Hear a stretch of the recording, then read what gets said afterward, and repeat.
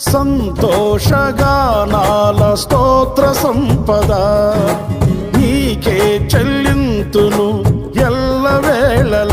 అనురాగశీలుడా అనుగ్రహపూర్ణుడా నీ గుణశీలత వర్ణింపతరమా. అనురాగశీలుడా అనుగ్రహపూర్ణుడా నీ గుణశీలత వర్ణింపతరమా. నా ప్రేమ ప్రపంచము నీవేనయ్యా, నీవు లేని లోకాన నేనుండలేనయ్యా.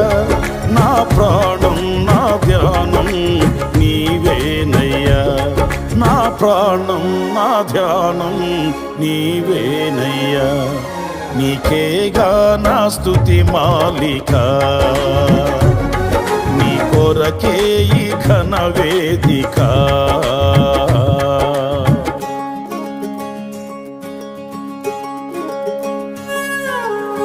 ప్రభువుకు స్తోత్రాలు.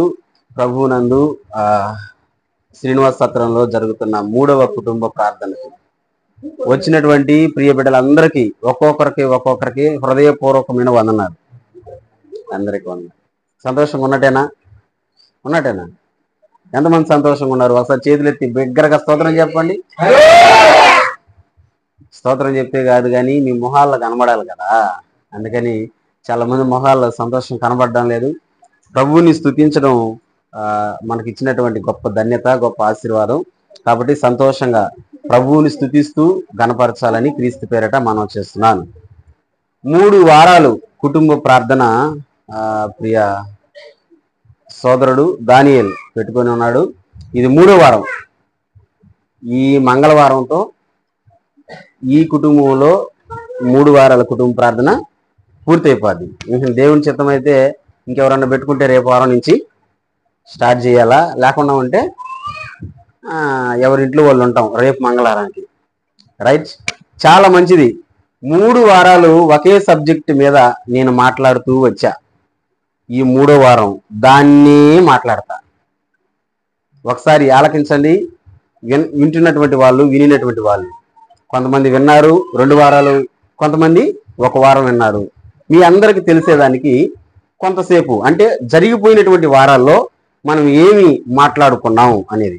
ఇంతకీ దానియేలు కుటుంబంలో నేను తీసుకున్నటువంటి అంశం ఏంటంటే, దేవుని యందు భయభక్తులు కలిగినటువంటి ప్రతి ఒక్కరిని దేవుడు ఆశీర్వదిస్తాడు. మళ్ళీ చెప్తున్నాను, నేను తీసుకున్నటువంటి 3 వారాలు దేవుని యందు భయభక్తులు కలిగిన ప్రతి ఒక్కరిని దేవుడు ఆశీర్వదిస్తాడు. చెప్పండి, ఎలాగ ఆశీర్వదిస్తాడు? నెంబర్ 1, 128వ కీర్తనలో నెంబర్ 1, నీ కష్టార్జితాన్ని నువ్వు అనుభవిస్తావు. 2వది, నీ భార్య ఫలించే ద్రాక్షవల్లిలాగా ఉంటుంది.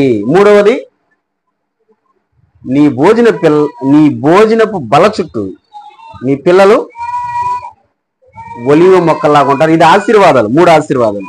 ఈ 3 ఆశీర్వాదాలు ఎవరికంట? దేవుని యందు భయభక్తులు కలిగిన వాళ్ళకు.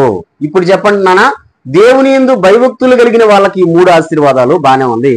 దేవుని యందు భయభక్తులు కలిగినటువంటి వాళ్ళు మొదటి వారంలో ఒక వ్యక్తిని చెప్పా.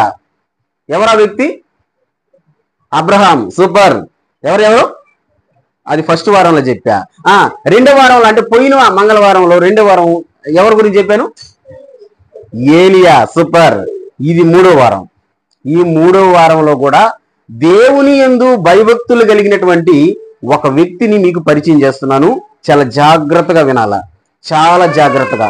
ఆ వ్యక్తిని గురించి మనం తెలుసుకోక ముందు ఒక చిన్న ప్రార్థన చేసి వాక్యాన్ని ప్రారంభిద్దాం. ప్రార్థన చేద్దామా? ఒకసారి నాతో పాటు కలిసి ఏకీభవించి ప్రార్థనలో సహకరించండి. మహాపరిశుద్ధుడైన తండ్రి, ప్రేమ కలిగిన తండ్రి, జీవము కలిగిన తండ్రి, జీవాధిపతి, నీకు కృతజ్ఞతలు చెల్లిస్తున్నాను ప్రభువా. మా సోదరులను మీరు ప్రేమించి 3 వారాలు ఈ కుటుంబంలో చేరి నిన్ను స్తుతించే భాగ్యాన్ని మీరు ఇచ్చారు. అందుని బట్టి కృతజ్ఞతలు. గడిచిన 2 వారాలు నీ యందు భయభక్తులు కలిగినటువంటి వారినే మేము మాట్లాడుకున్నాం. ఈ 3వ వారం కూడా నీ యందు భయభక్తులు కలిగినటువంటి వ్యక్తిని గురించే మేము మాట్లాడుకోబోతున్నాం. ఈ మాటలు ఎంతమంది బిడ్డలైతే వింటున్నారో చూస్తున్నారో నీ ప్రియబిడ్డలందరినీ దీవించండి నా ప్రభా. వాక్యము ధారాళంగా రాకుండా అడ్డుపడుతున్నటువంటి సైతాను శక్తులను గద్దించండి. ఈ వాక్యం వింటున్న ప్రతి బిడ్డకు ఆరోగ్యమునివ్వండి. ప్రతి బిడ్డకు నాయన ఆర్థిక పరిస్థితుల నుంచి లేవనెత్తండి.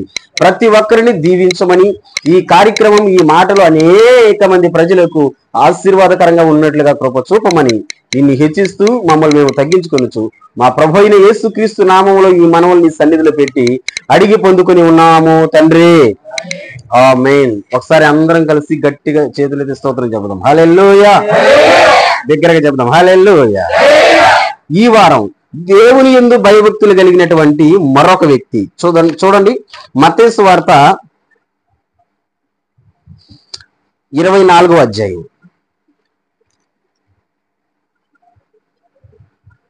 37, 38, 39 3 వచనాలు. మత్తయి సువార్త 24వ అధ్యాయం 37, 38, 39 నేను చదువుతున్నాను చూడండి. నోవాహు దినములు ఎలాగుండెనో మనిషి కుమారుని రాకడయు అలాగే ఉండును. జల ప్రళయమునకు ముందటి దినములలో నోవాహు ఓడలోనికి వెళ్ళిన దినము వరకు వారు తినుచు త్రాగుచు పెండ్లి చేసుకొనుచు పెండ్లికిచ్చుచు నుండి జల ప్రళయము వచ్చి అందరినీ కొట్టుకొని పోవు వరకు ఎరుగకపోయిరి. అలాగనే మనుష్య కుమారుని రాకడ ఉండును. దేవుడు ఈ మాటలను మన వినికిడిలో దీవించును గాక. రైట్. ఇక వినండి. యేసయ్య ఈ లోకానికి ఒక బోధకుడుగా వచ్చాడు. అందుకే నేను ఇందాక పాట పాడిచ్చా, నా మంచి బోధకుడా. అంటే ఆయన బోధించేటువంటి వాడు. జనాలకి చెప్పండి, ఆయన బోధించేవాడు. ఆయన బోధలు రకరకాలుగా ఆయన చేశాడు. నెంబర్ 1, చాలా మంది జనాలతో మాట్లాడాడు. విస్తారమైన జనాలు, వేల సంఖ్యలో ఉండే జనాలతో మాట్లాడాడు. నెంబర్ 2, పర్సనల్ గా అంటే వ్యక్తిగతంగా ఒక్కొక్కరితో కూడా మాట్లాడాడు. నెంబర్ 3, తన శిష్యులతో మాట్లాడాడు. ఇప్పుడు మనం చదువుకున్నాం కదా మత్తయి సువార్త 24వ అధ్యాయం. ఇది ఎవరితో చెప్పిన మాటలంటే యేసు ప్రభు తన శిష్యులతో చెప్పిన మాటలు. యేసయ్య తన శిష్యులతో చెప్తున్నాడు, మనిషి కుమారుడు మరణించి తిరిగి లేచి వస్తాడు, రెండవసారి మళ్ళీ వస్తాడు అని చెప్తుంటే శిష్యులకి అర్థం కావడంలా, అయ్యా నువ్వు మా మధ్యలోనే ఉన్నావు కదా, నువ్వు మాతోనే ఉన్నావు కదా, మళ్ళీ నువ్వు రావడం ఏంటి అని శిష్యులకి అర్థం కావడం వల్ల. అందుకని యేసుక్రీస్తు ప్రభు అంటాడు, నేను రావడానికి ముందు కొన్ని గుర్తులు జరుగుతాయి, కొన్ని సూచనలు జరుగుతాయి. ఆ సూచనలు ఏంటి అని ఈ 24వ అధ్యాయంలో చెప్పుకుంటా వస్తాడు. ఈ 24వ అధ్యాయంలో యేసుక్రీస్తు ప్రభు రావడానికి ముందు జరిగేటువంటి సూచనలు ఇవన్నీ. ఈ సూచనలలో మాట్లాడుతూ పాత నిబంధనలో ఉన్నటువంటి ఒక వ్యక్తిని యేసయ్య తన శిష్యులకి చెప్తున్నాడు. ఎక్కడుండే వ్యక్తిని? పాత నిబంధనలో ఉండే వ్యక్తిని. ఇంతకీ ఈ పాత నిబంధనలో ఉన్న వ్యక్తి ఎవరు అంటే చూడండి 37వ అధ్యాయం 37వ వచనం చదవండి కొంచెం గట్టిగా. ఎవరైనా చదవండి 37వ వచనం. నోవాహు దినములు ఎలాగుండెనో మనిషి కుమారుని రాకడ అలాగే ఉండును. చెప్పండి. పాత నిబంధనలో ఉన్న వ్యక్తి పేరుని యేసు ప్రభు తన శిష్యులకు చెప్తున్నాడు. ఎవరైనా చెప్పాడుగా. ఎవరైనా గట్టిగా ఎవరైనా గట్టిగా చెప్తే కదా. ఎవరైనా నోవాహు. పాత నిబంధనలో ఉంటాడు ఈయన. ఎక్కడ ఉంటాడు? పాత నిబంధనలో ఆదికాండం అనేటువంటి గ్రంథం ఒకటి ఉంది, మొదటి గ్రంథం. ఈ ఆదికాండంలో 6వ అధ్యాయం, 7వ అధ్యాయం, 8వ అధ్యాయంలో కనబడతాడు ఈ వ్యక్తి. ఎవరు? నోవాహు. నోవాహును గురించి యేసుక్రీస్తు ప్రభు తన శిష్యులకి చెప్తున్నాడు. ఏమని చెప్తున్నాడు చూడండి. నోవాహు దినములు ఎలాగుండెనో మనిషి కుమారుని రాకడయు అలాగే ఉండును. నోవాహు దినాలు ఎలా ఉన్నాయి? నోవాహు దినాలు ఎలా ఉన్నాయి? కింద వచనం 38వ వచనం.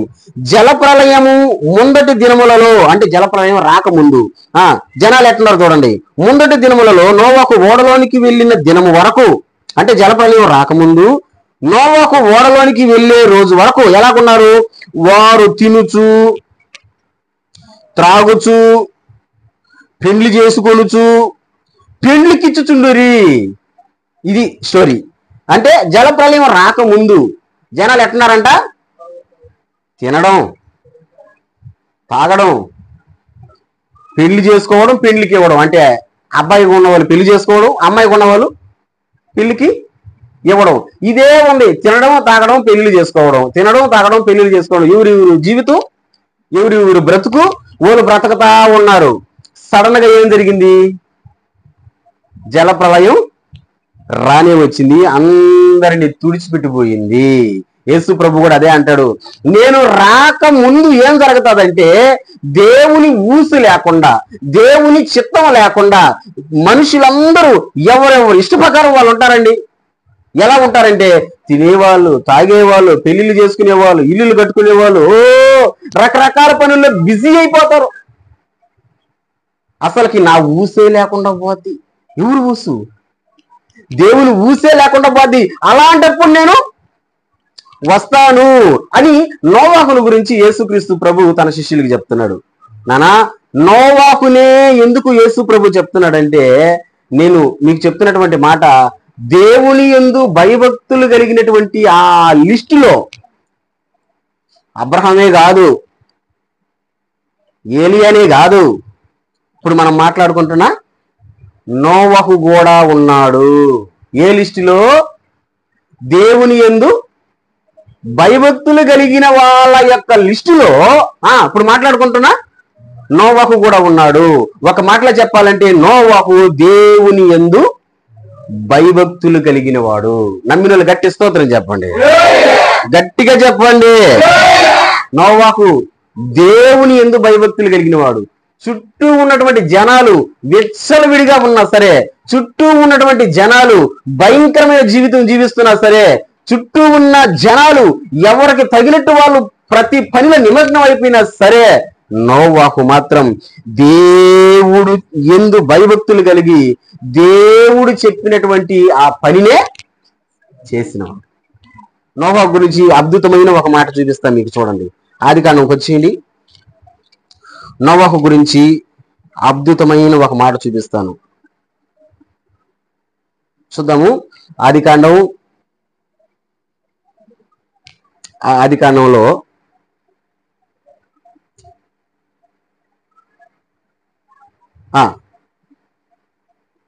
8వ వచనం చూడండి. 6వ అధ్యాయం, ఆదికాండం 6వ అధ్యాయం 8వ వచనం చూడండి. నోవాహు ఎలాంటి వాడు చూద్దాం. అయితే నోవాహు యెహోవా దృష్టి యందు కృప పొందిన వాడాయను. స్తోత్రం. ఇందాక మీ చేత 2-3 పాటలు పాడించాను నేను కదా. ఇంకో పాట కూడా అడిగా, కానీ వచ్చో రాదో తెలియదు, పాటల గమ్ముగైపోయారు. నేను పాడించిన పాటలన్నీ నాకు ఇష్టమైన పాటలే.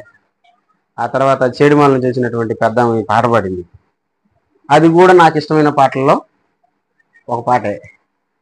ఏం పాట తెలుసా?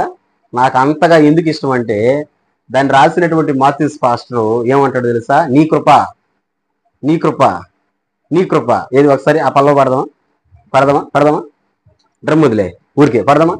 ఈ స్థితిలో ఉన్నానంటే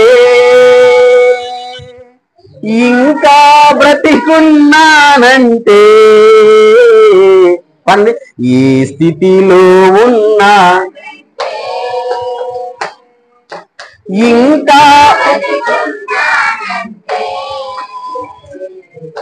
నీ కృపా, నీ కృపా, నీ కృపా, ఇది నీ కృపా. కొంచెం గట్టిగా, నీ కృపా, నీ కృపా, ఇది ఎవరు కృప?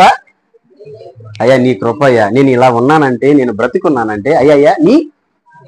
ఇప్పుడు చదవండి ఆ వచనం, ఇప్పుడు చదవండి 6వ అధ్యాయం 8వ వచనం. అయితే నోవాహు యెహోవా దృష్టి యందు కృప పొందిన వాడాయను. చుట్టూ ఉన్నటువంటి జనాలు భయంకరంగా ఉన్నారు. ఆ జనాలను చూస్తుంటే ఆకాశమందున్నటువంటి దేవునికే బాధ వేసిందంట. నా మాట కదండి, అక్కడే ఉంది. దేవునికే బాధ వేసేటట్టు ఉండరు ఆ జనాలు. ఒకసారి చూడండి, ఒకసారి చూడండి 6వ అధ్యాయం 5వ వచనం చూద్దామా, 5, 6 వచనాలు చూద్దామా. నరుల చెడుతనము భూమి మీద గొప్పదనియు వారి హృదయము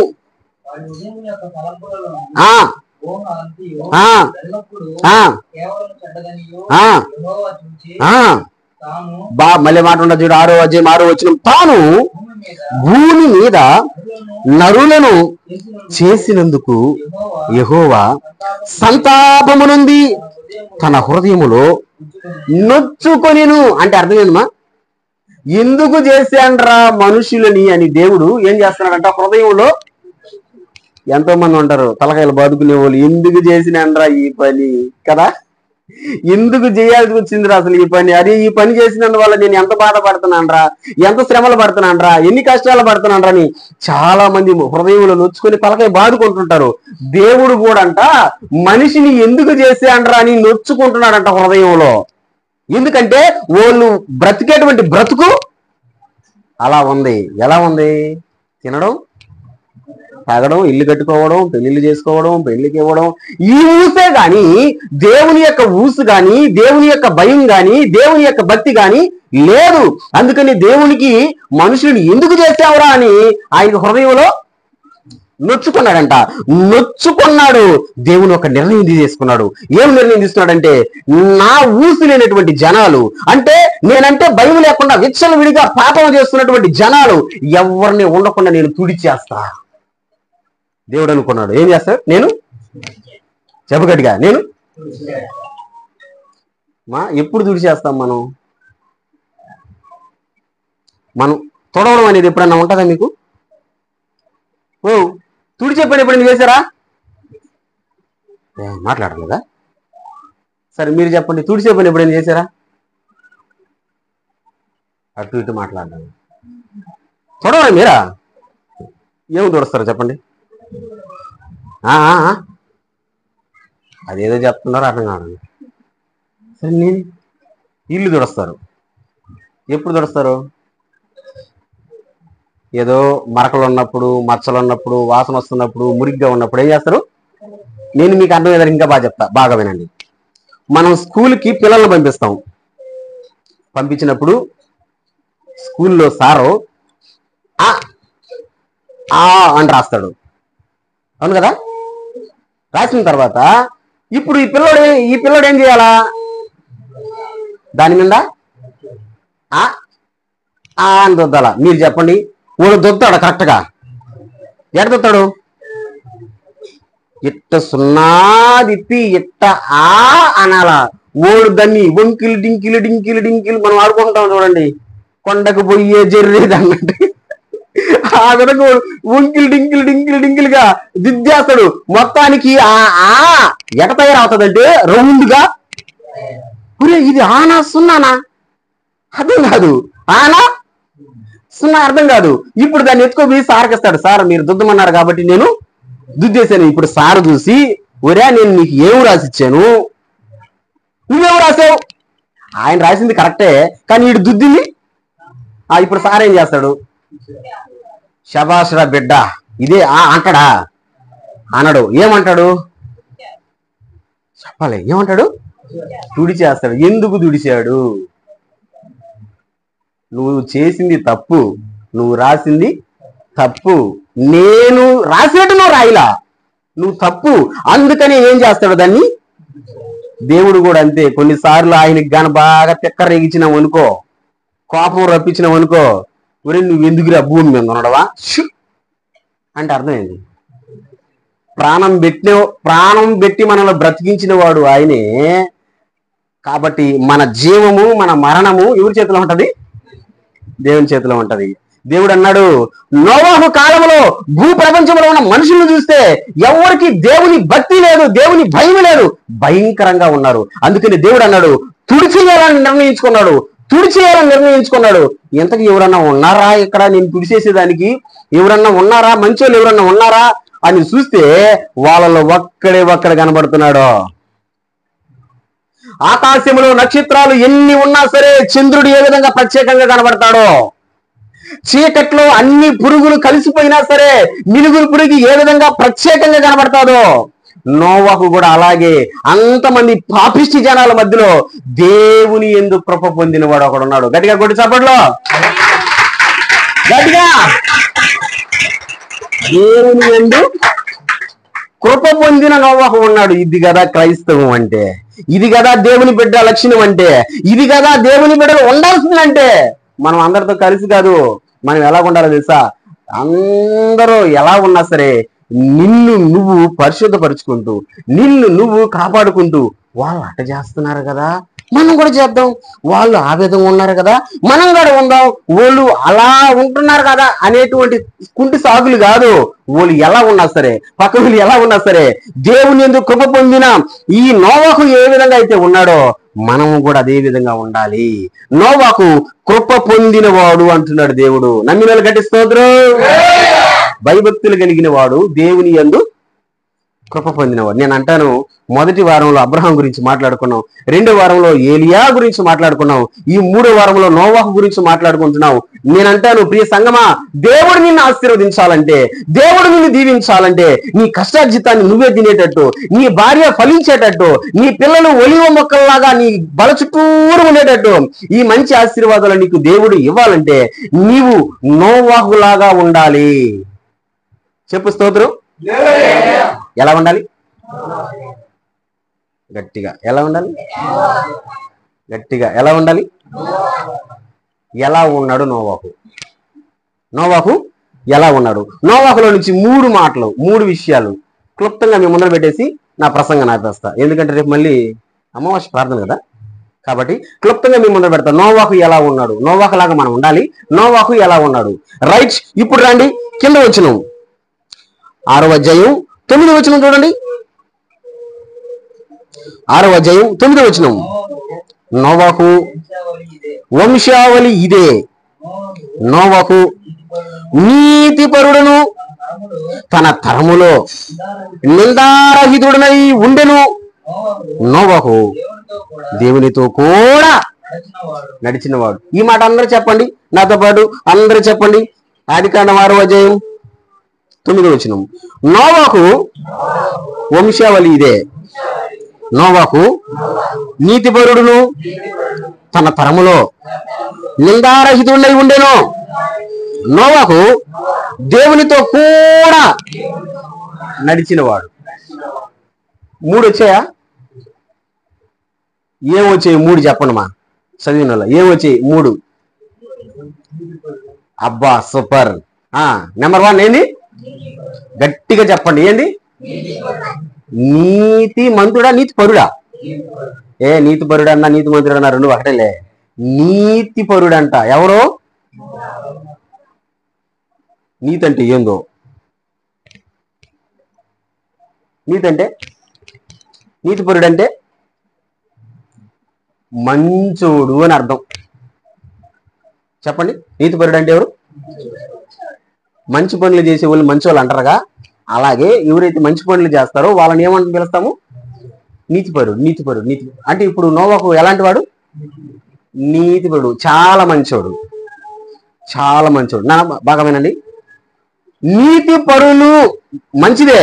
ఎందుకు మంచిదంటే నీతి మనలను రక్షిస్తుంది కాబట్టి నీతి మంచిదే. నీతి మనలను రక్షిస్తుంది. మళ్ళీ చెప్తున్నా, నీతి మనలను, దానికి రెఫరెన్స్ కూడా చూపిస్తా చూడండి. సామెతల గ్రంథం 10వ అధ్యాయం 2వ వచనం.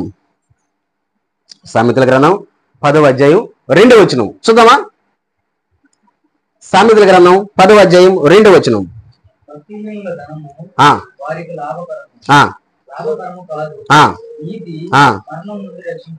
ఏం చేస్తుందంట? ఇప్పుడు మీరు చెప్పాలా, అందరూ జలప్రలయంలో చచ్చిపోయారా, బతికారా? చచ్చిపోయారు. ఎవరు బ్రతికారు? నోవాహు మాత్రమే బ్రతికాడు, కుటుంబం మాత్రమే బ్రతికింది. ఎందుకు బ్రతికింది అంటారు? నీతి రక్షించును అంటే మనం నీతి మంతులుగా ఉంటే దేవుడు మనలను, గట్టిగా చెప్తే కదా, దేవుడు మనలను, ఎప్పుడో చచ్చిపోవలసిన వాళ్ళం మనం కదా, మనలో అంతో కొంత నీతి కనబడతా ఉంది కాబట్టి దేవుడు భూమి మీద పెట్టుకున్నాడు. మీరు నమ్మితే నమ్మండి, నమ్మకపోతే పోండి. నీతి మనలో అంతో ఎంతో ఉందో కాబట్టి మనం బ్రతుకున్నాం. లేకుండా ఉంటే ఎప్పుడు చచ్చిపోయేవారు అట. నిజం అంటారా? ఎట్ట అంటారా? ఎట్ట అంటారా? కాదా?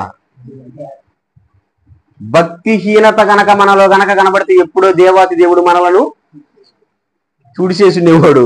నీతి ఉంది కాబట్టే అన్నాడు. చెడు ఉన్న హార్ట్ ప్రాబ్లం కదా, ఆయన ఇష్టంగా తిరిగేస్తున్నాడు. ఆడకు పడితే ఆడకు వచ్చేస్తున్నాడు కదా ప్రార్థనక. చెడు మాల ఏడమా ఆ నుంచి పరిగెత్తుకుంటా వచ్చాడు కదా. అయినా కానీ చాలా మంది ఏమంటారు అంటే, ఏమో నాకు హార్ట్ ప్రాబ్లం కాబట్టి మనం ఎక్కడికి పోకూడదు, ఎక్కడ ఉండాలా? ఇంట్లోనే ఉండాలా. నీతి ఉంది కాబట్టి దేవాతి దేవుడు ఏం చేస్తా వస్తున్నాడు? రక్షిస్తా వస్తున్నాడు. స్తోత్రం చెప్పు. నీకు ఎన్ని జబ్బులున్నా ఆ కొండూరులో ఉన్నటువంటి ఇస్సాకైతే డాక్టర్లు చిన్నగా భయపెట్టలా, నువ్వు చచ్చిపోతావు అని.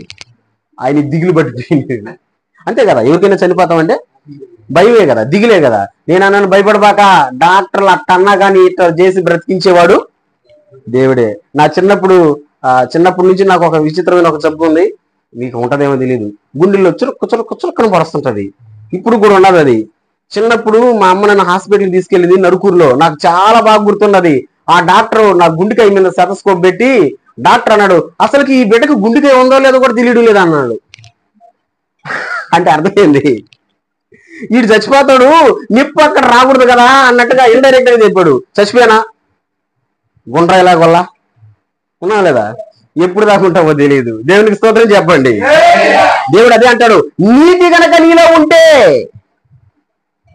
నువ్వు నీతి పరుడు అయితే, నువ్వు నీతి మంత్రాలు అయితే దేవుడు నిన్ను రక్షిస్తాడు. నీతి రక్షిస్తాది.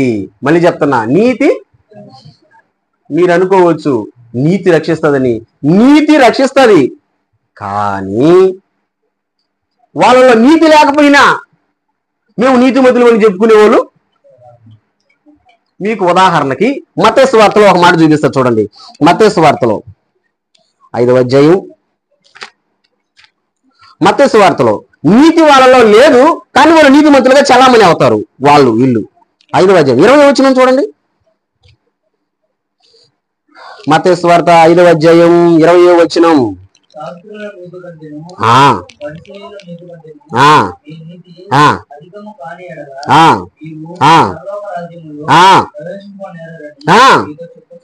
ఎవరి నీతి అంట? మనమంట శాస్త్రుల నీతి కంటేను, పరిసయ్యుల నీతి కంటేను మీ నీతి అధికము కాని ఎడల మీరు పరలోక రాజ్యంలో ప్రవేశింపలేరని మీతో చెప్పుచున్నాను. మన నీతి అంట శాస్త్రుల నీతి కంటే, పరిసయ్యుల నీతి కంటే ఎక్కువగా కనబడాలంట దేవునికి. ఎట్ట ఎవరి నీతి కంటే? శాస్త్రుల నీతి కంటే, పరిశీలన నీతి కంటే ఎట్ట కనబడాలంట? ఎక్కువగా కనబడాలంట. ఇంతకీ శాస్త్రులు పరిశీలన నీతి ఎలాంటి నీతి? 24 చదవండి. 24 అదే మత్తయి సువార్తలోనే 24వ అధ్యాయం క్షమించండి 23వ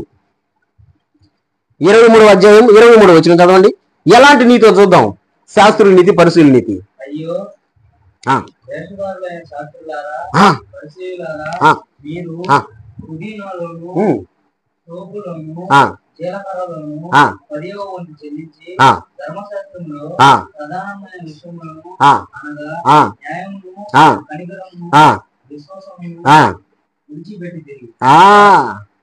ఇంకా ఉందా?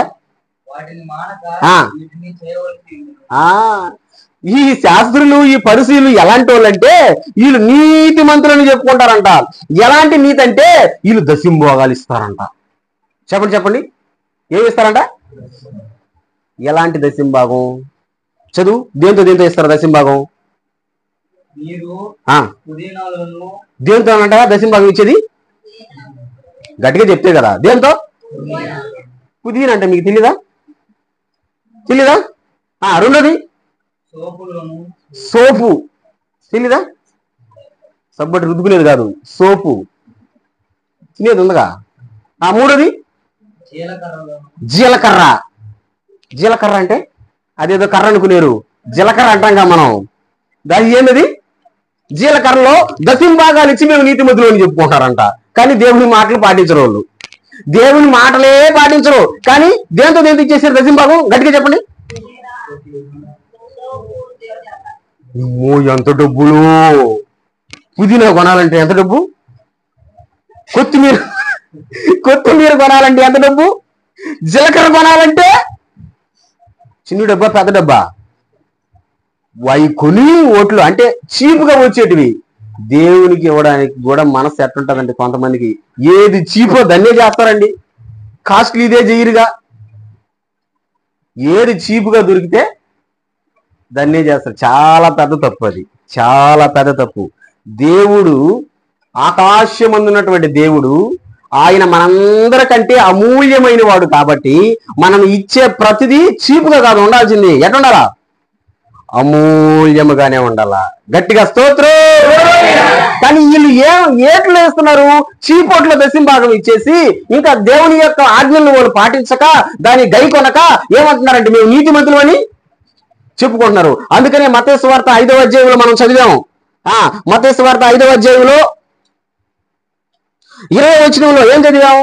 శాస్త్రుల నీతి కంటేను పరిశీలన నీతి కంటేను మీ నీతి అధికంగా ఉండాలి. ఎందుకంటే ఓళ్ళగా ఉండపాకండి, చీపోట్లో దశంభాగం ఇచ్చి మేము నీతిమంతులు అని చెప్పుకుంటారు. అలాంటి నీతి కాదు మనకు కావాల్సింది. తనను తాను రక్షించుకున్నాడే నోవహు, అలాంటి నీతి ఉండాలి. నేనంటాను, ఎవరైతే నోవహు లాగా నీతి పరులుగా దేవునికి కనబడతారో వాళ్ళందరినీ దేవుడు రక్షించును గాక. వాళ్ళ చేతి పనులలో వాళ్ళని రక్షించును గాక. వాళ్ళు చేస్తున్న ప్రయాణాలలో వాళ్ళని రక్షించును గాక. ఎస్, ఎవరిని రక్షిస్తాడంటే నీతి పరులు. అంటే నేను మళ్ళీ చెప్పానుగా, చుట్టూరు ఉన్నటువంటి జనాలు ఎంతటి పాపిష్టి వాళ్ళైనా తనను తాను ఏం చేసుకుంటున్నాడు? నీతిమంతుడిగా ఉన్నాడు, అంటే మంచివాడుగా ఉన్నాడు కాబట్టి దేవుడు ఆయన్ని ఏం చేస్తాడంట? రక్షించాడు. నోవాహులాగా మనం ఉండాలి. నోవాహు ఎలాంటి వాడు చెప్పండి? నెంబర్ 1 గట్టిగా, నెంబర్ 1. నెంబర్ 2 మీరే చెప్పేస్తున్నారా? చెప్పండి. ఎలాంటి వాడు? ఫస్ట్ నీతి పరుడు, మళ్ళీ నీతి అంటే అది అయిపోయింది. ఒకటి చెప్పేసా. రెండోది నిందారహితుడు, అంటే నింద లేనివాడు. వా చెప్పండి, ఎలాంటి వాడు? గట్టిగా చెప్పండి, ఎలాంటి వాడు? ఏమా నేను ఒక మాట అంటాను, నిందలేని వాళ్ళు ఎవరైనా ఉన్నారా భూ ప్రపంచంలో? ఉన్నారా? చూరన్నా, వాక్యం చెప్పే నేను కావచ్చు, ఈయనే నువ్వు కావచ్చు, చూసే మీరు కావచ్చు, ఎవరైనా కానీ నింద లేనివాడు భూ ప్రపంచంలో జల్లెడు పెట్టుకొని ఎతికినా ఎవడు కనబడ్డావు. ఎందుకంటే మనం చేసే ప్రతి పనిలో ఒకడు కాకపోయినా ఒకడు కదా నిందలేసే వాళ్ళు ఉన్నారు. ఉదాహరణకి ఈరోజు డేట్ ఏందమ్మా? గట్టిగా చెప్పండి, ఈరోజు డేట్ ఏందమ్మా? 1వ తేదీ అంటే అర్థం ఏందో? జీతాల రోజు. ఎంతమంది ఉన్నారు జీతాలు లేడా? చాలా మంది వల్ల తొందరగా పోండి, జీతాలకి డబ్బులు ఇచ్చి ఊడికాడికి తొందరగా పోండి. పక్కన చూసి వాళ్ళు ఏమంటారా? చూడు ఎంత ఆత్రమో, చిన్న ఆశి కాదబ్బా ఈ మనిషిగా, అప్పుడే పరిగెత్తుకుంటా వచ్చింది అని అడుగుతారు. ఇప్పుడు ఆ మాట నువ్వు విన్నావు కదా, రేపు నెలలో అందరు వెనకబో. అప్పుడు వాడు అడుగుతుంటాడు, పలానా రాలేదే, పలానేం రాలేదు అడుగుతుంటాడు కదా. అప్పుడు వీళ్ళేమంటారంటే, ఓలికి ఏమయ్యా సాగుతుంది, తీసుకుంటే తీసుకుంటారు, తీసుకోకపోయినా వాళ్ళకి నష్టం లే, ఒరే ముందు వస్తే ఏమన్నావు? అప్పుడు ఒక నిందేస్తుంది. ఇప్పుడు వెనకొస్తే ఇప్పుడు ఒక నిందేస్తుంది. మనుషుల లోకం ఎలాంటిది, పరిస్థితులు ఎలాగే ఉన్నాయి. నువ్వు ఏమైనా చెయ్యి. ఉదాహరణకి బాగా వాక్యం చెప్పు, బాగా వాక్యం చెప్పాడు అని అనరు. ఆయన గాన నిలబడుకున్నాడంటేనా చెప్పండి అని అంటారు. చెప్పకుండా గుమ్ము కూర్చో, ఏమన్నా మనిషేనాయనా, ఏమన్నా చెప్పారంటయా అని అంటారు. ఇట్టా తిడితిరి, అట్టా తిడితిరి, ఇట్టా నిందేస్త్రీ, అట్టా నిందేస్త్రీ. ఉదాహరణకి ఒకవేళ స్త్రీలు గనక వస్తే కొన్నిసార్లు మాట్లాడకుండా గమ్ముకున్నాం అనుకో, ఆయన అసలు మాస ఏ చూడ్డయా అని అంటారు. ఒకవేళ మాట్లాడినేమే అనుకో, ఆయన మాస ఏ చూస్తాడు అని అంటారు. ఎలాగా నేను కళ్ళు మూసుకొని గమ్ముగా ఉండాల్సింది. అంటే ఎందుకు చెప్తున్నాను, మనుషులుగా ఉన్న మనం ఎలా ఉన్నా నిందలు వేస్తారు. కానీ ఈయన ఎలా ఉన్నాడు? నిందారహితుడు, నిందలేనుడుగా ఉన్నాడంట. అంటే మనుషుల దృష్టిలో కాదు. ఎవరి దృష్టిలో? మనుషుల దృష్టిలో మనకి ఎన్ని నిందలైనా ఉండొచ్చుగాక, కానీ దేవుని దృష్టిలో ఎలా ఉండాలా? నింద లేని వాళ్ళంగా ఉండాలా. ఇప్పుడు మనం ఏదన్నా ఒక పొరపాటు చేస్తూ ఉంటే మన పొరపాటుని ఏలెత్తి చూపించారనుకో, అది నింద కాదు. ఎందుకంటే నువ్వు చేస్తున్నావు కాబట్టి ఏలెత్తి చూపించారు, అది నింద కాదు. నింద అంటే ఏంటంటే నువ్వు చెయ్యకపోయినా నువ్వు చేస్తున్నావు అని అంటారే, అది నింద. మనుషుల దృష్టిలో ఇలాంటి నిందలు చాలా ఉన్నాయి.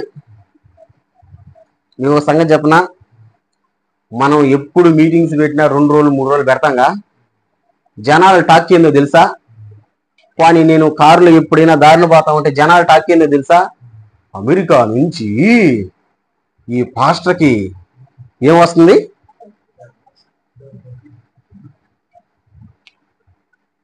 ఒకరోజు శ్రీనివాస సత్రం బియ్యం ఎత్తుకోబోతున్నాను నేను బస్తాలో.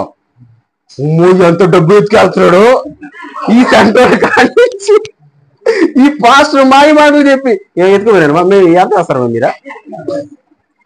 ఏ ఊరైనా కానీ 10 రూపాయలు 20 రూపాయల కంటే ఎక్కువ వేసేవాళ్ళు ఎవరైనా ఉన్నారా? బడవల్లారా? నేను సంపాదించుకున్నప్పుడు కారు పెట్రోల్ పోసుకొని వస్తాను, నేను ధైర్యంగా చెప్తాను నేను.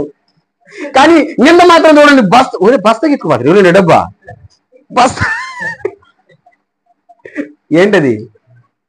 నింద. నువ్వు తప్పు చేయకపోయినా తప్పు చేస్తావంటే అది నింద. లోకం దృష్టిలో మనకి ఎన్ని నిందలైనా ఉండొచ్చు, కానీ దేవుని దృష్టిలో ఎలా ఉండాలా?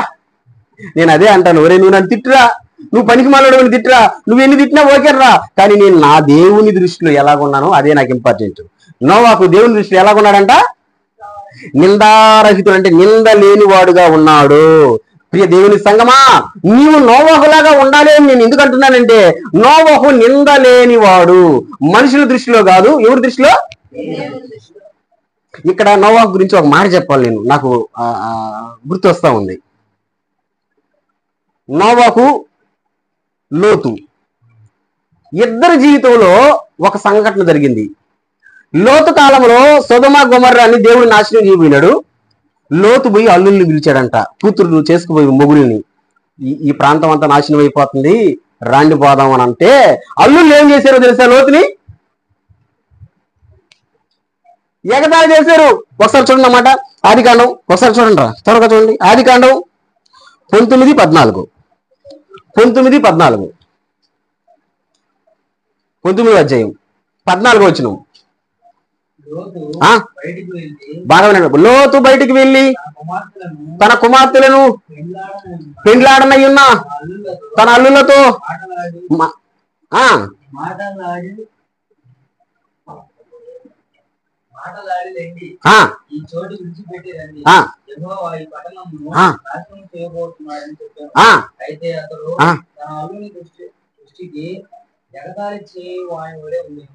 ఎగతాళి, వీళ్ళు చెప్పే మాటలు అల్లుళ్ళు ఎడ తీసుకున్నారు, ఎగతాళిగా తీసుకున్నారంట. భూమి అంట, చెప్పు డైలాగు, నాశనం అయిపోద్దంట. అందుకని ఈ సొదొమ గొమొర్రాని విడిచిపెట్టి వెళ్ళాలంట. ఎగతాళి చేశారు. సేమ్ అదే పరిస్థితి నోవాహు రోజుల్లో కూడా జరిగింది. నోవాహు పడవ కడుతూ ఉంటే జనాలు, ఇప్పుడు మనం ఏదైనా ఒక పని చేస్తుంటే జనాలు అడగరా?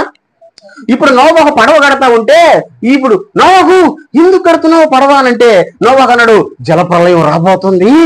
చెప్పు, ఈ పడవలోకి పోయిన వాళ్ళే బతుకుతారంటే వాళ్ళు ఏమని ఉంటారు? డైలాగ్ చెప్పండి. అక్కడ అల్లుళ్ళు ఏ విధంగా ఎగతాళి చేశారో ఎవరిని? లోతుని. సేమ్ యాజ్ టీజ్ గా వీళ్ళు కూడా ఎగతాళి చేశారు. అరే ముసలుడురా, వీడు దేవుడు అని దేవుడి పిచ్చి ఎక్కిపోయి చెప్పు, వీడు ఏం చేస్తున్నాడో ఎగతాళి. నేను అంటాను, చాలా మంది జనాల్లో ఉన్నటువంటి పెద్ద జబ్బు ఏంటో తెలుసా? ఎగతాళి చేసే జబ్బు. ఎగతాళి. నేను అంటాను, నిన్ను ఎవరైనా ఎగతాళి చేస్తున్నారంటే నువ్వు అస్సలు భయపడబాక, అస్సలు దిగులు పడబాక. ఎందుకంటే ఆ ఎగతాళి చేసిన మనిషి తిరిగి నీ కాళ్ళ దగ్గరకి వస్తాది, వచ్చేటట్టు దేవుడు చేస్తాడు. నమ్మిన వాళ్ళు గట్టి స్తోత్రం. నేను అప్పుడప్పుడు ఒక చిన్న ఉపమానం చెప్తా ఉంటా, గుర్తుందో లేదో మళ్ళీ చెప్తున్నాను, చాలా జాగ్రత్తగా వినండి. ఒక తాటి చెట్టు మీదకి ఒక కాకి మర్రి పండుని తీసుకొని వచ్చి తినేసి వెళ్ళిపోయింది. మర్రి విత్తనం ఒకటి ఆ తాటి చెట్టు పైన ఇరుక్కునిందంట. ఆ మర్రి విత్తనాన్ని చూసి తాటి విత్తనం అంటే తాటి పుండు ఎగతాళి చేసిందంట. ఊరే నేను చూడు ఎంతలాగున్నానో అంటే తాటి విత్తనం ఎంతదా, మర్రి విత్తనం ఎంతది? ఆ పెద్ద విత్తనం చిన్ని విత్తనాన్ని ఎగతాళి చేసిందంట. ఊరే ఇంత చిన్ని గింజలో నుంచి ఎంత పెద్ద మొక్క వస్తుంది? ఏమని ఎగతాళి చేస్తుందంటే బెత్తుడేమో, జానడేమో, ఓహో అయితే మూరడేమో డైలాగు. ఏ విత్తనంలో నుంచి? ఆ చిన్న మరి విత్తనంలో నుంచి బెత్తుడు వస్తుందేమో, జానడు వస్తుందేమో, మూరడు వస్తుందేమో ఎగతాళి చేస్తుందట. నేను చూడు ఎంతున్నానో, నేను లావు చూడు ఎంతున్నానో, నేను ఎలా ఉంటున్నానో, ఆ విత్తనం చూడు ఎలా ఉందో. చాలా మంది జనాలకి ఇది ఆ మనిషి ఎలాంటి మనిషి, నేను చూడు ఎలాగున్నానో, నీకు ఎలాగుంటే ఏమి బాగుందా? తిను 10 సార్లు తిను, 20 సార్లు పో, బాగుందా? నీ పడుకుని ఉండు, కానీ పక్కన ఎందుకు నువ్వు ఎగతాళి చేస్తావు? తప్పది. ఎగతాళి చేస్తుంది. చివరికి ఏం జరిగిందో తెలుసా? వర్షాలు పడ్డాయి. ఆ చిన్న విత్తనంలో నుంచి చిన్న మొలక వచ్చింది, పెద్ద మహావృక్షం అయింది. దీని చేతిలో ఎగతాళి చేసింది, సచ్చింది. మీరు గమనించండి, ఎక్కడైనా సరే తాడి చెట్టు ఎవరి చేతిలో చచ్చిపోంటది? మర్రి చెట్టు చేతిలో చచ్చిపోతుంది. కానీ మర్రి విత్తనమే, ఆ తాటి విత్తనం ఏమనింది ఫస్ట్ లో? ఎగతాళి చేసింది. చాలా మందికి ఇది ఒక జబ్బు, ఎగతాళి చేయబాకండి. ఎగతాళి చేసిన వాళ్ళు కాలకడకు నువ్వు బావాల్సి వస్తుంది ఖచ్చితంగా. ఇది వాస్తవం. నన్ను ఎగతాళి చేయకూడదు, నిన్ను ఎవరిని ఎగతాళి చేయకూడదు. ఇప్పుడు వాళ్ళని ఎవరిని ఎగతాళి చేయకూడదు. నన్ను కాదు, నిన్ను కాదు, ఎవరిని ఒకరినొకరు మనం ఎగతాళి చేసుకోకూడదు, తీసి పారేయకూడదు. తీసి పారేసేవనుకో దేవుడు అంటాడు, ఆ తీసి పారేసిన వాళ్ళ దగ్గరకే. ఓ మాట చెప్పనా, నేను చదువుకునేటప్పుడు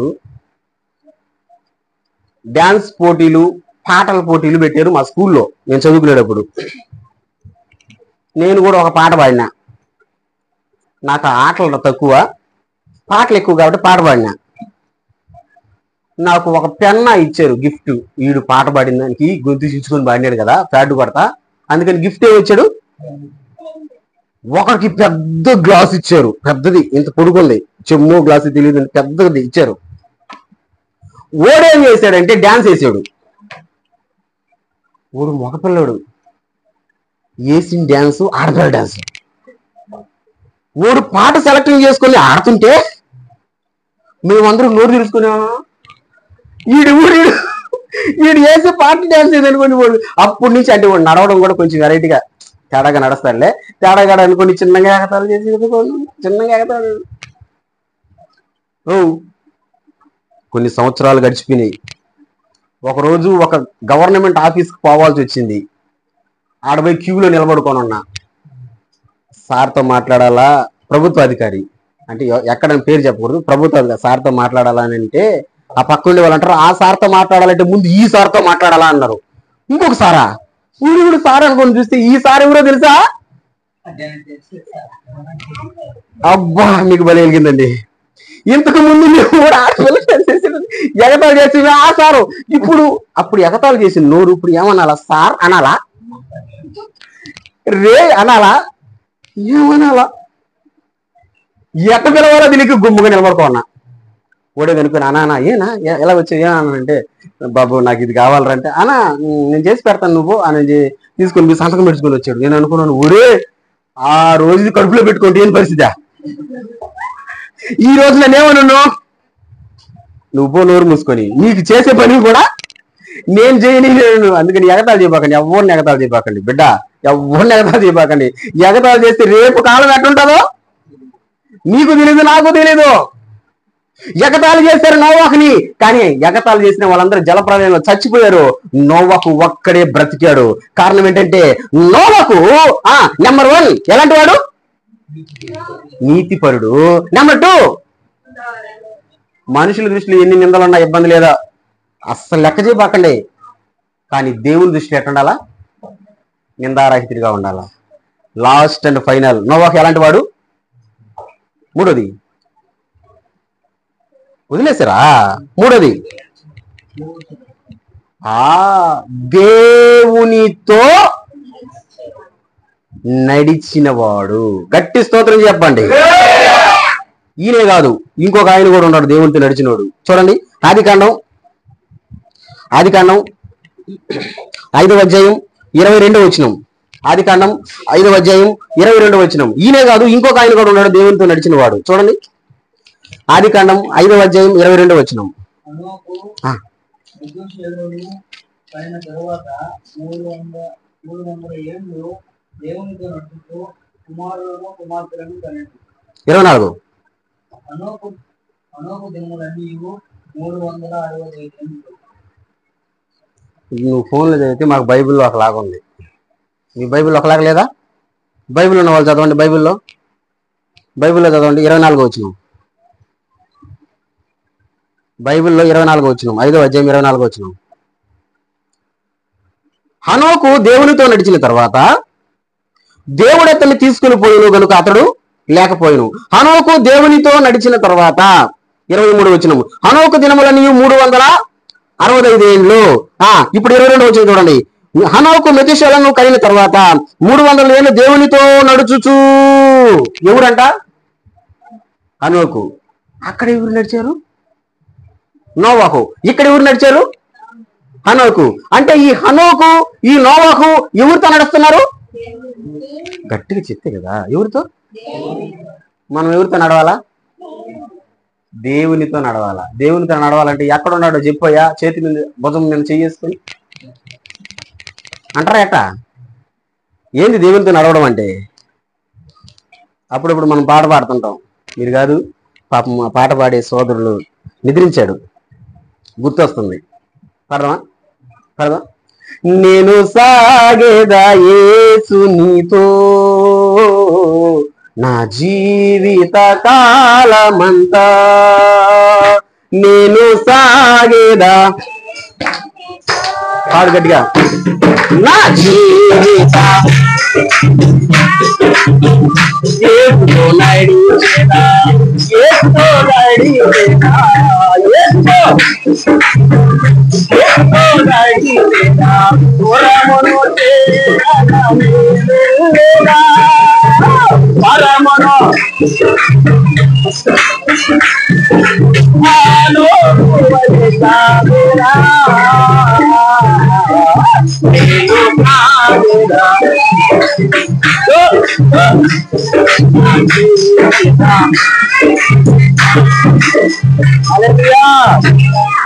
ఏమని పాడారు మీరు?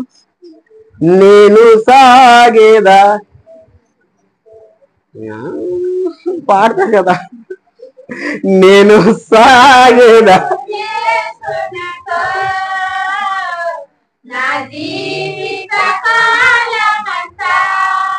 యేసుతో నడిచేదా, యేసుతో నడిచేదా. యేసుతో నడవాలా, తగ్గాలా, గడపాలా? యేసుతో నడవాలంటే నడిచాడు హనోకు, నడిచాడు నోవాహు, దేవునితో నడిచాడు. దేవునితో నడవడం అంటే ఏంది? దేవుణ్ణి మనం కలిగి ఉండి నడవడమే దేవునితో నడవడం. చెడుమాల నుంచి వచ్చారు, కాగవరపాలెం నుంచి వచ్చారు, గగనపాలెం నుంచి వచ్చారు, శ్రీనివాసత్రం నుంచి వచ్చారు. చాలా పెద్ద ఊరు కదా, చాలా దూరం. ఇన్ని ఊర్ల నుంచి నడుచుకుంటూ వచ్చారు. అంటే ఇప్పుడు మనం ఎవరితో నడుస్తున్నాం? నమ్ముతారా? మనం నడుస్తున్నాం ఎవరితో? దేవునితో నడుస్తున్నాం. పక్కన వాళ్ళతో నడవడం వల్ల, వేరే వాళ్ళతో నడవడం వల్ల మనం ఎవరితో నడుస్తున్నాం? దేవునితో నడుస్తున్నాం. ఎందుకు దేవునితో నడుస్తున్నాం నేను చెప్తున్నానంటే, దేవుణ్ణి మనం కలిగి ఉన్నాము. దేవునితో మనం తినే తిండి కావచ్చు, మనం తాగే నీళ్లు కావచ్చు, మనం ఉంటున్న ఇల్లు కావచ్చు, మొత్తం ఎట్టుండాలా? దానియేలు కుటుంబం బాగుందా? ఒకసారి చూస్తున్నా ఈరోజే. కొన్ని కుటుంబాలు చూడండి, ఎక్కడ సినిమా హీరోలు ఉంటారో వాళ్ళకి నచ్చిన వాళ్ళు ఆ ఫోటోలు ఎన్ని ఉంటాయి. ఎక్కడ గోడలకి ఎక్కడ హీరోయిన్లు ఉంటారో ఆ ఇంట్లో ఫోటోలు అన్నీ ఉంటాయి. నేను అంటాను, ఎందుకురా హీరోల ఫోటోలు, హీరోయిన్ల ఫోటోలు అంటే? నేను ఫ్యాన్. ఏం ఫ్యాను? దత్రత ఫ్యాను. ఎవరి ఫ్యాను? కానీ మన కుటుంబాలు ఎట్టుండాలా? ఎక్కడ కూడా ఉండకూడదు. ఎందుకంటే మనం ఎవరితో నడిచే వాళ్ళమే? దేవునితో నడిచే వాళ్ళమి, యేసయ్యతో నడిచే వాళ్ళమి. యేసయ్యతో నడిచేటువంటి ప్రతి ఒక్కరూ నోవాహు లాంటి వాళ్ళే.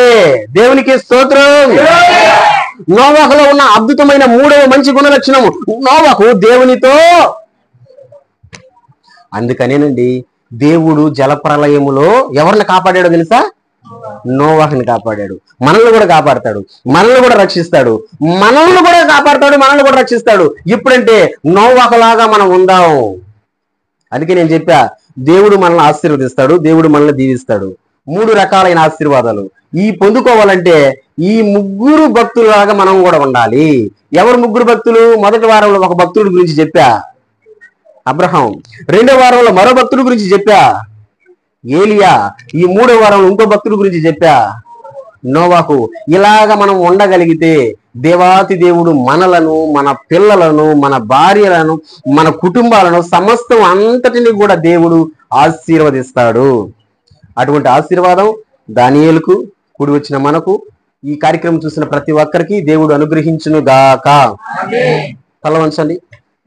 3వ వారం చివరి ప్రార్థన నేనే చేస్తాను. అందరూ తల వంచండి, అందరూ తల వంచండి, అందరూ తల వంచండి. చివరి ప్రార్థన నేనే చేస్తాను. మహాపరిశుద్ధుడు, పరిశుద్ధుడు, పరిశుద్ధుడు అని వేవేల దూతల సమూహముతో స్తుతించబడుచున్న నా గొప్ప దేవుడా, నీకు వందనాలు చెల్లిస్తున్నాను నాయన.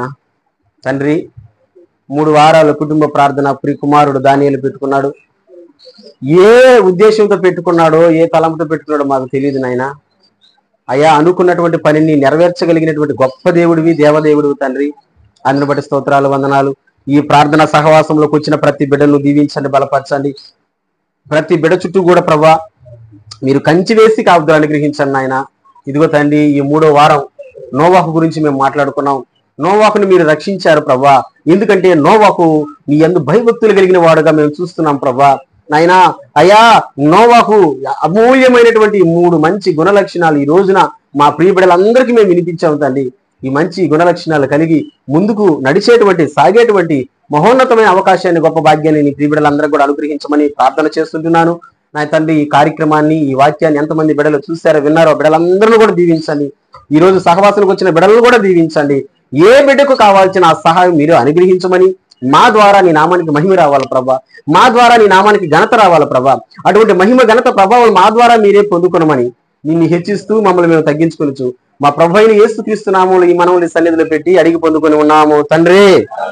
ఆమేన్. అందరూ చెప్పండి. నా ప్రాణమా యెహోవాను సన్నిధించుము, నా అంతరంగంలో ఉన్న సమస్తమా ఆయన పరిశుద్ధ నామాన్ని సేవించుము. నా ప్రాణమా యెహోవాను సన్నిధించుము, ఆయన చేసిన ఉపకార్యములలో దేనిని మరొకము. ఆమేన్. తండ్రి యొక్క ప్రేమయు, కుమారుని యొక్క కృపయు, పరిశుద్ధాత్మ త్రియేక దేవుని కన్యల సహవాసం, సన్నిధి, కాపుదల, కుటుంబ ప్రార్థనలు పెట్టుకున్న దానియేలుకును, వచ్చినటువంటి సంఘబిడ్డలకును, సకల పరిశుద్ధులకును ఇప్పుడు సదాకాలం తోడైండి దేవుడే తన కృపలో ముందుకు నడిపించును గాక. ఆమేన్. హల్లెలూయా. యేసుక్రీస్తు మహారాజ్కి, రానయ్యన రక్షకునికి, పాపుల విమోచకునికి హల్లెలూయా. ఈ స్థితిలో ఉన్నానంటే, ఇంకా బ్రతికున్నానంటే, ఈ స్థితిలో ఉన్నానంటే, ఇంకా బ్రతికున్నానంటే, నీ కృపా, నీ కృపా, నీ కృపా, ఇది నీ కృపా.